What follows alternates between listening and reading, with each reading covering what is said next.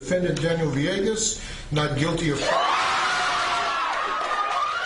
The story of Daniel Villegas is the story of a 16-year-old teenager from El Paso who was convicted of a double murder based on a false confession. He was sentenced to life in prison and might still be there today if it weren't for the work of an unexpected hero. I've been beat down by the law so much, going appeals failing, appeals after appeals failing, no one listening to you. I was gonna be in the grave back in Huntsville with a TDC number on my gravesite.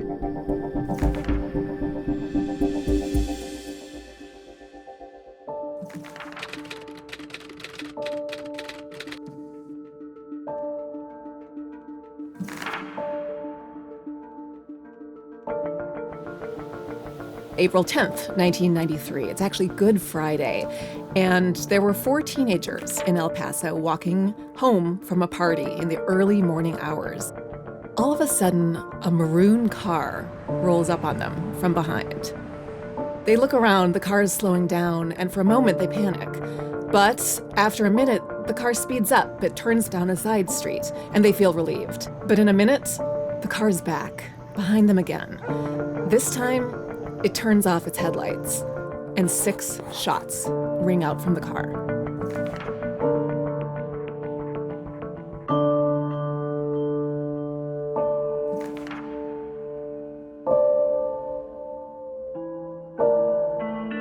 This was one of the most serious shootings that El Paso had seen. They discovered that there were 6 shell casings left in the middle of the street from a .22 caliber handgun. But that was pretty much the only evidence that the police had to go on. It was pretty clear that solving this case was going to have to come down to confessions. The El Paso police assign a closer to the case, an interrogator, somebody who knows how to break cases open by questioning people. Now, there are some really talented closers who rely on corroboration and good interrogation techniques to solve cases. But there are some who rely on threats and lies and scaring people. And that's the kind of closer who got involved in the Good Friday shootings.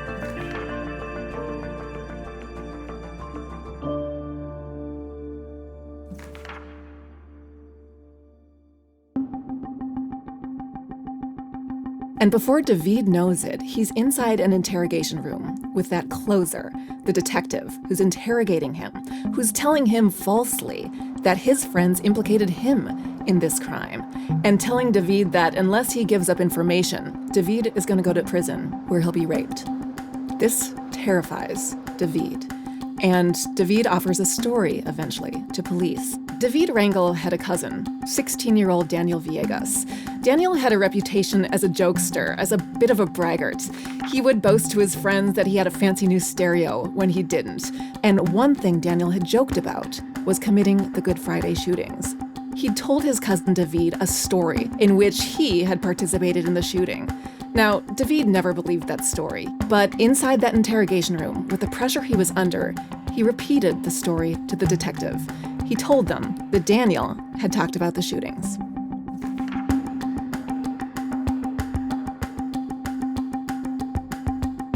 I'd never had, any knowledge or, understanding of the criminal justice system other than, like I said, as an outsider from my brother's experiences.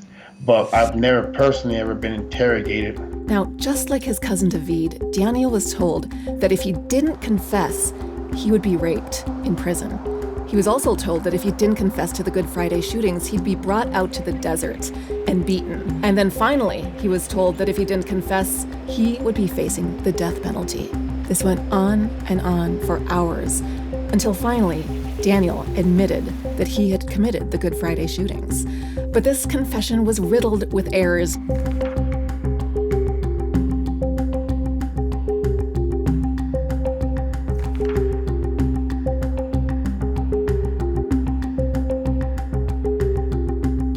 As soon as Daniel was outside of the interrogation room, he recanted his story to a juvenile probation officer who met with him. But it was too late. The closer had closed the case, at least as far as he was concerned. He'd gotten confessions. And so Daniel Villegas, at age 16, was charged with 2 counts of capital murder.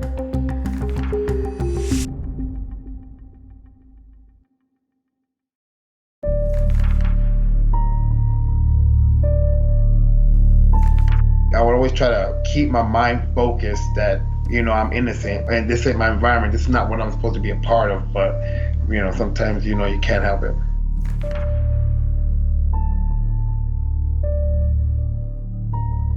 At first, John was skeptical. He'd always believed in the criminal justice system. But as a favor to his new wife and his new family, John agreed to take a look at Daniel's case. He sat down and reviewed all the paperwork, read through all the police reports and the news stories and the transcripts of the trial. And after this research, he came away convinced that an innocent man was behind bars. John Membella met with the local DA. He presented what he had found to him, and he asked the DA to reopen the case. But the DA shut him down. So John Membella became a man possessed.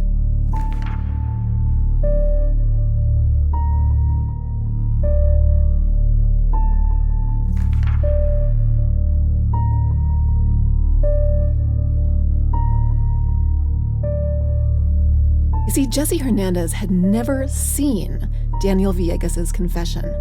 So when John's investigator showed Jesse the piece of paper on which Daniel had written out his story when he confessed, Jesse read it for the first time. And he said, "This confession reads like it was written by someone who wasn't there. This isn't how it happened, not at all." And then Jesse said, "Who is the detective who took this confession?" When John Membella named the detective who had interrogated Daniel, that's when Jesse's face turned white. Turns out that Jesse Hernandez, one of the survivors of the shooting, had been interrogated himself by this same detective a few days before Daniel Villegas had been interrogated. The same detective had told Jesse Hernandez that his friend had implicated him, which was false. He told Jesse Hernandez that he'd been going to prison for life or facing the death penalty unless he confessed. And Jesse Hernandez came within a hair's breadth of confessing himself to committing the Good Friday shootings, even though he was one of the intended targets. When Jesse told this to John Membella's investigator, that's when John doubled down. He hired one of the best lawyers in El Paso, Joe Spencer, and the team got to work.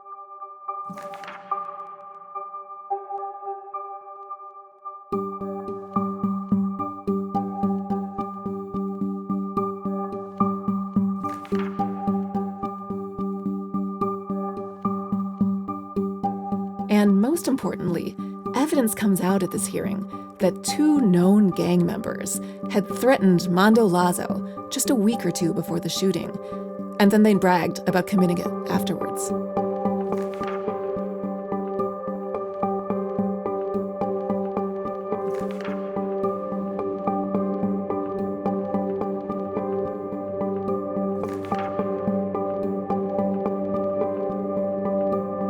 A free man physically, but still waiting to hear his fate. First, we went to a church and we prayed, and then after that, we went to a steakhouse, and I got a big old steak.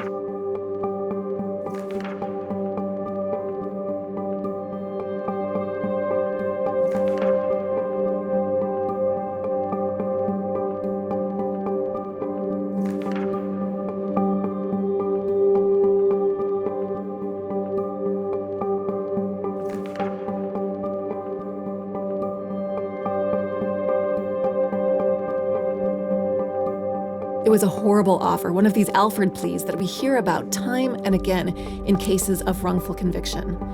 And Daniel considered it. He considered it because he had so much to lose, the life he had built during those 4 years of freedom. But what stopped him from taking the Alford plea?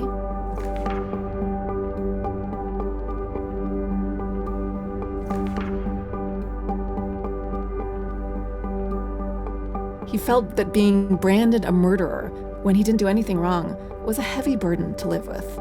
And so when Daniel Villegas was offered an Alford plea, was offered the chance to walk away from prison if he falsely admitted guilt, Jason Baldwin was there to counsel him, to give him advice, to tell him, you know what, you do have the courage to turn this down, to go to trial, and to bet on the truth.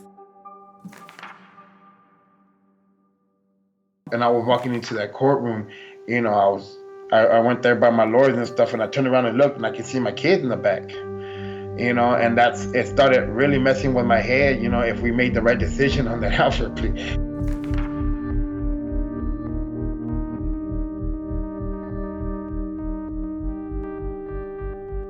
And as Daniel waited for that jury to return with its verdict, as the tension and pressure was rising, he took his newborn daughter, only 6 months old, into a back room of the courtroom. And as he waited with her for the jury to give him his answer, he told her, "I know you can't understand me, but I'm telling you as your father, I didn't do this."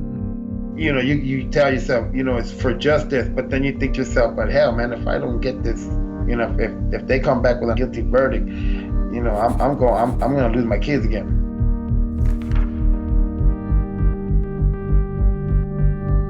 It was like every second was a freaking just a bunch of knives just sticking in me. And so when they finally said, not guilty, it was like all that pressure, all that knives, everything, all that freaking ball of just nerve endings that are non-stop just killing me, just pop. And I just dropped. Villegas, not guilty of... We left the courtroom when Judge Madrano said, you're a free man, you're free to go.